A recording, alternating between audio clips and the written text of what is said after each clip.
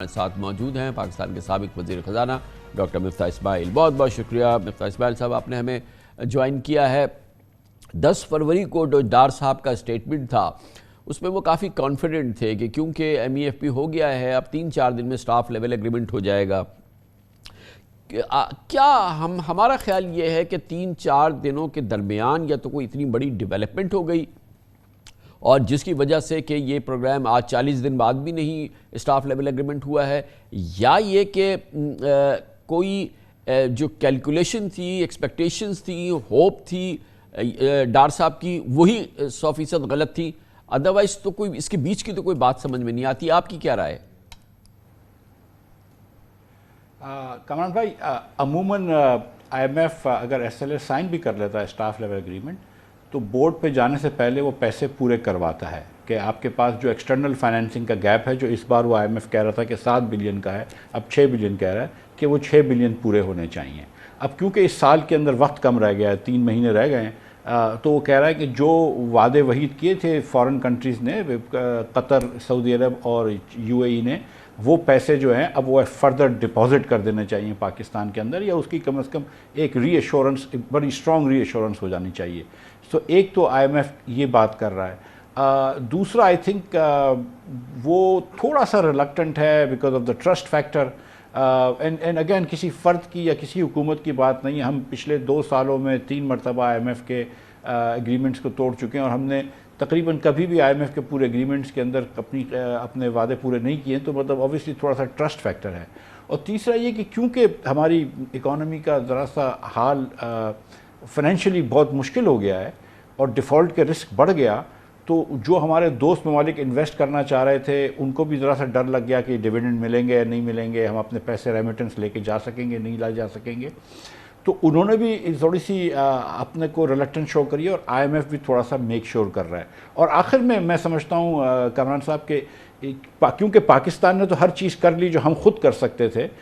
تو ایک تھوڑی سی گیم ہے امریکہ چین کے درمیان بھی، کہ کیونکہ ہم چین کے بھی مقروض ہیں، امریکہ یہ سوچتا ہے یا مغربی ممالک یہ سوچتے ہیں ان کے ادارے کہ اگر وہ ہم کو تھوڑی سی ریلیف دیتے ہیں تو وہ پیسے کہیں چین کو نہ چلے جائیں، تو نہ صرف وہ چاہتے ہیں کہ چین اپنے ری رول کر دے سارے پیسے، جو کہ چین کر رہا ہے بہت کائنڈلی، لیکن وہ چین سے بھی ہم کو فریش پیسے دلوانا چاہ رہے ہیں، اور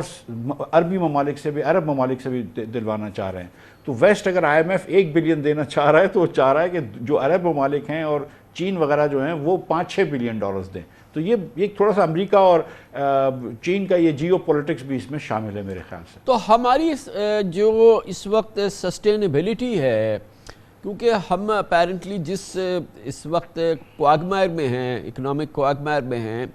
وہ تو ہمارے لیے ایوری ویک امپورٹنٹ ہے، ایوری ڈے امپورٹنٹ ہے، اور اب ہم یہ دیکھ رہے ہیں کہ اس وقت کی صورتحال میں ابھی تو ایس ایل اے بھی نہیں ہوا ہے، پھر یہ ایل او آئی وغیرہ کا سلسلہ ہوتا ہے، پھر ایگزیکٹو بورڈ ہوتا ہے،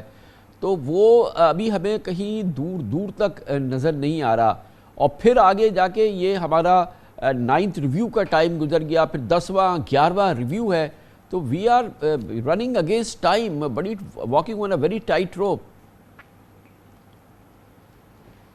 جی کامران بھائی، یہ آپ کی بات درست ہے۔ 3.1 بلین ڈالر شاید واپس کرنے ہیں پاکستان کو، یہ اپنے اپریل سے لے کے جون تک، اور اس میں اسیوم کر رہے ہیں کہ ہم ری رول جو ہے وہ جو ڈپازٹس ہیں وہ ری رول ہو جائیں گے، تو اس کے علاوہ بھی 3 بلین ڈالر آپ کو دنیا کو واپس کرنے ہیں۔ آئی ایم ایف یہ بھی کہہ رہا ہے کہ آپ امپورٹس کو تھوڑا سا اور لبرلائز کریں، تو یہ تھوڑا سی پاکستان جو ہے وہ اس وقت ایک مشکل میں ہے، اور جب آپ مشکل میں ہوتے ہیں تو ظاہر ہے کہ وہ مغربی ممالک جو ہے وہ تھوڑی سی ہماری کوئی چین کی طرف کہہ رہے ہیں کہ چین سے کہو کہ پیسے دے، یہ مڈل ایسٹ سے کہو پیسے دے، چین کہہ رہا ہے کہ ہم آپ کو پرانے پیسے تو ری رول کر رہے ہیں، ان کو بھی بولو ٹرانش دے، تو تھوڑی سی وہ آپس کی ایک وہ کھچاؤ بھی ہے، تناؤ بھی ہے جس میں ہم پھنسے ہوئے ہیں۔ تو اب یہ ہمارے لیے جو کیونکہ اب ہم مارچ کے اینڈ کی طرف بڑھ رہے ہیں، پھر April May and that's it, تو یہ جو نہیں ہوتا ہے یہ ایگزیکٹو بورڈ، تو پھر کیا ہمارا فیوچر کیا نظر آتا ہے؟ کیونکہ ہم نے یہ بھی دیکھا بعض نیوز رپورٹس میں کہ پاکستان اب پلان بی کی جانب بات کر رہا ہے،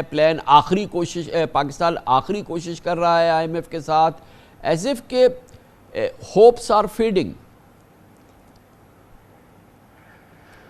کمران بھائی دیر از نو پلان بی. میں آپ کو سچ بتاؤں کہ I M F is the lender of last resort. I M F کے علاوہ کوئی اور صورت حال نہیں ہے. ہم کو اب جو ہے وہ سعودی عرب کو، چائنا کو، ویسٹرن کنٹریز کو انگیج کرنا ہے، مزید انگیج کرنا ہے.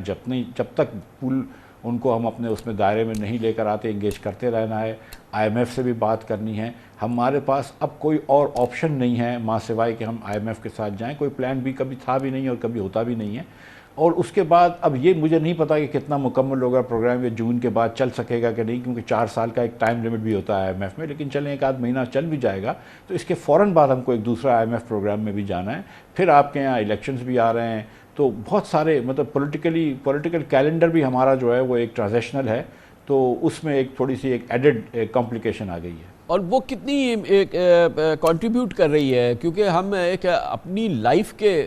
بدترین پولیٹیکل ٹرموائل سے گزر رہے ہیں. انسرٹینٹی آئی ایم ایف کو یا کسی کو کیا پتہ ہوگی، ہم پاکستانیوں کو نہیں پتہ جو ڈیلی بیسس پہ پلس پہ ہاتھ ہوتا ہے. تو یہ کتنا کنٹریبیوٹ کر رہا ہے جو کہ ہمیں ویورنگ نظر آ رہی ہے فرینڈز سے اور دوسری انٹرنیشنل کمیونٹی سے، کہ جو ہمیں سپورٹ چاہیے، فنانشیل سپورٹ چاہیے، وہ نہیں آ رہی ہے یا کہیں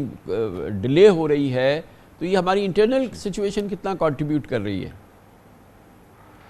سر اس کے اندر بھی 2 پہلو ہیں. ایک پہلو تو یہ ہے کہ آئی ایم ایف یہ چاہتا ہے کہ ان کو کم از کم پاکستان کے بجٹ، جو اگلا بجٹ آئے گا اگلا مالی سال کا، اس کا سٹرکچر یا اس کی کم از کم میجر ڈیٹیلز پتہ ہوں،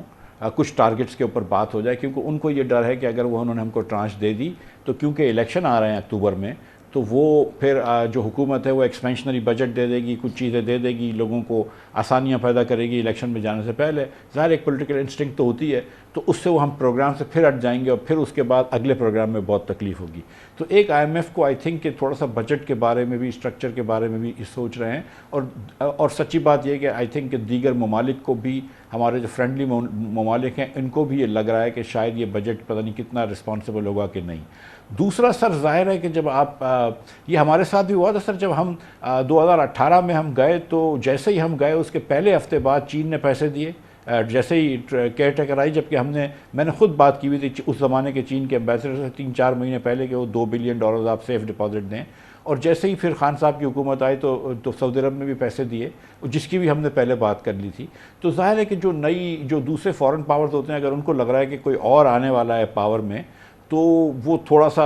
کسی بھی الیکشن سے پہلے، یہ نہیں کہ یہ الیکشنز ہیں، اگر عمران خان جا رہے ہوتے اور نون آ رہی ہوتی تو بھی ان کو یہی لگ رہا ہے، یا جو بھی مطلب جب چینج ہو رہا ہے تو وہ بولتے ہیں نا کہ یار 2-4 مہینے دیکھ لو، پتہ نہیں کون آ جائے گا، کیا ہو جائے گا. جیسا کہ بہت اچھی آپ نے اگزامپل دی، جیسا کہ 2013 کے الیکشن سے پہلے چائنا سی پیک کے لیے جو ہے وہ جس وقت الیکشن ہو رہے تھے اس سے پہلے ہی نواز شریف صاحب کے ساتھ اور PMLN کے ساتھ بہت ایکٹیولی انگیج ہو گیا تھا. اور پھر جیسے ہی الیکشن ہوئے تو پھر چین جو ہے وہ اس نے رول آؤٹ کرنا شروع کر دیا تھا اپنے پلانز کو. تو آپ کی یہ بڑی اچھی ایگزامپل ہے. یہ فرمائیے گا again back to I M F, بعض چیزیں جو ہے وہ جو ایز اٹ ہیپنز ہو رہی ہیں، جیسے کہ اب یہ بات آ رہی ہے کہ انہوں نے آئی ایم ایف کہتا ہے کہ پالیسی ریٹ تو آپ فوراً ریوائز کریں، کیونکہ اب یہ جو ڈسکاؤنٹ ریٹ ہے ہمارا، معاف کیجیے گا، جو ڈسکاؤنٹ ریٹ ہے یہ تو اب بالکل کمپیٹیبل نہیں ہے ہماری انفلیشن کے ساتھ. تو 2% یا 2.5% یا 3%، I don't know whatever. تو اب اگلا موو جو ہے آئی ایم ایف کی وہ منتظر ہے کہ ہمارا جب یہ MPC ہو اسٹیٹ بینک کی تو ہمارے ریٹس ریوائز ہوں. سر وہ اسٹیٹ بینک سے باتیں کرتے ہیں آئی ایم ایف والے، لیکن جو اسٹیٹ بینک نے ایک مرتبہ 3% بڑھایا، ایک مرتبہ اس سے پہلے 2% بڑھایا تھا. تو میرا یہ خیال ہے کہ I M F is now quite satisfied by state banks interest rate policies. وہ اسٹیٹ بینک کی جو کرنسی کے جو ریٹس کے اوپر تھا وہ اس وقت ایک زمانے میں آئی ایم ایف خائف تھا، لیکن اب جو انٹرسٹ ریٹ کی پالیسی سے آئی ایم ایف میرے خیال سے سیٹسفائیڈ ہے. اور میرا نہیں خیال ہے کہ SLA اس کی وجہ سے رکے گا. وہ یہ بات جانتے ہیں کہ جو مانیٹری پالیسی کمیٹی ہے وہ یہ ایگریسولی اس چیز کو دیکھتی ہے. اور ہم نے 2 مرتبہ ابھی بھی اس وقت ہمارا جو ہے وہ 1-8% سے شاید 19% ہے میرے خیال سے کور انفلیشن سے، کور سے بھی ہم 1-8% اوپر ہیں. لیکن بہرحال یہ بات آپ کی ایک دم درست ہے اور آئی ایم ایف نے اس بات کو ضرور نوٹ کیا ہوگا کہ جب آپ کا 30% سے زیادہ کا کنزیومر ہیڈ لائن انفلیشن ہو تو 20% بھی پالیسی ریٹ جو ہے وہ زیادہ نہیں مانا جاتا. اور یہاں پہ تھوڑی سی کیونکہ ہماری فسکل پالیسی اتنی ایکسپینشنری ہے بیکاز آف اتنا ڈیٹ، جو ہم کو واپس کرنا ہوتا ہے، تو تھوڑی سی مانیٹری ٹائٹننگ کی ضرورت ہے، اور we have to sort of look at the monetary expansion also, money supply کس حساب سے بڑھ رہی ہے اس کو بھی دیکھنا ہوتا ہے۔ اچھا، ایک اور ہکپ آ گیا ہے نا ڈاکٹر مفتاح اسماعیل صاحب، اور وہ ہے کہ یہ گورنمنٹ کی ڈیزائر کہ وہ کراس سبسڈی کے ذریعے پیٹرول پرائسز جو ہے وہ کم کر دے، 100 روپے پر لیٹر کر دے۔ وہ کہ اس کی بہت ساری ٹیکنیکل کمپلیکیشنز ہیں، مگر آئی ایم ایف کو کیوں اس پہ اعتراض ہوگا؟ سر دیکھیں، میری مصدق ملک صاحب سے بھی بات ہوئی تھی، اور انہوں نے تو مجھے یہ کہا تھا کہ اس میں کوئی سبسڈی کا عنصر شامل ہی نہیں ہے۔ سچی بات یہ ہے کہ ان کا جو پلان ہے وہ یہ تھا، اس وقت میرے خیال سے 50 کا تھا، اب 100 روپے کا ہے، کہ جو موٹر سائیکل چلاتے ہیں ان کو 100 روپے سستا دیں گے، اور جو گاڑیاں چلاتے ہیں، بڑی گاڑیاں چلاتے ہیں کم از کم، ان کو 100 روپے مہنگا دیں گے، تو 200 روپے کا ایک ڈیلٹا یا ڈفرینشل ہو جائے گا۔ اور ان کے یہ تھا سوچ کہ جتنے پیسے ہم سبسڈی دیں گے اتنے پیسے ہم گاڑی والوں سے زیادہ وصول کر لیں گے، ایسکرو اکاؤنٹ میں رکھوا لیں گے۔ لیکن آئی ایم ایف ظاہر سوال پوچھتا ہے، کیونکہ ایک اگین پاکستان کی ایک 75 سال کی ہسٹری ہے، یہ تو ضرور ہو جائے گا کہ ہم موٹر سائیکل والوں کو سستا دیں، یہ کرنا مشکل ہوگا کہ ہم گاڑی والوں کو 200 دیں۔ اس کے بعد آپ نے رکشے اس میں ڈال دیے، سوزوکیاں ڈال دیں، 800 سی سی کی گاڑی ڈال دی۔ نہیں جی، اس میں تو ایک بڑی کمپلیکیشن ہے نا مفتاح بھائی، کہ یہ کہا کہ جو 800 سی سی سے زیادہ گاڑی والا ہوگا وہ دے گا اس کو، جو 1000 سی سی کی بیچارہ 15 سال پرانی سیکنڈ ہینڈ گاڑی چلا رہا ہے، جو اپنے باپ کی گاڑی 15 سال پرانی چلا رہا ہے، اور اس کی کیٹیگری کو انہوں نے کہا ہے امیر، یہ امیر لوگ ہوں گے جو بیچاروں کو اب 100 روپے زیادہ مہنگا لیٹر آپ پیٹرول دیں گے؟ یہ کون سی پالیسی ہے سر؟ سر گزارش یہ ہے کہ جو 800 سی سی کی گاڑی بھی سوزوکی چلا رہے ہوتے ہیں پاکستان میں، جو بھی گاڑی چلا رہے ہوتے ہیں، وہ پاکستان میں 80% لوگوں سے زیادہ امیر ہوتے ہیں، لیکن انہوں نے وہ پابندی لگائی ہوئی ہے کہ 30 لیٹر سے زیادہ کسی گاڑی والے کو نہیں دیں گے، تو گاڑی والے کو 3,000 روپے کی سبسڈی ملے گی، موٹر سائیکل والے کو 1,000 روپے کی، یہ 2,000 روپے کی سبسڈی ملے گی۔ تو اب یہ اسکیم جو ہے نا بہت کمپلیکیٹڈ ہے، یہ مجھے نہیں لگ رہا کہ فی الفور ہوگی، اور اس وقت آئی ایم ایف کو تو یہ میرے خیال سے یہ